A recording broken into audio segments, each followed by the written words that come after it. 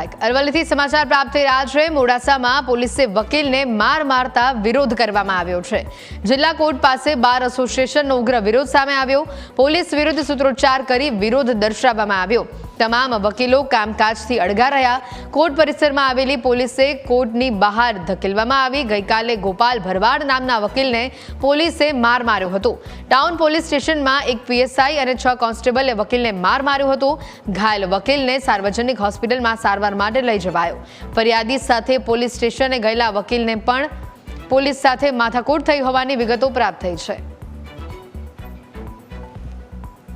रोज अमरा बारना आजीवन सभ्य गोपाल भाई भरवाड साथे मोडासा टाउन पुलिस स्टेशने रात्रे एमने सखत मार मारवामां आव्यो एने मरणतोड़ मार मारेल छे अने तेमने रात्रे मोडासा सार्वजनिक होस्पिटल में दाखल करवानो छे।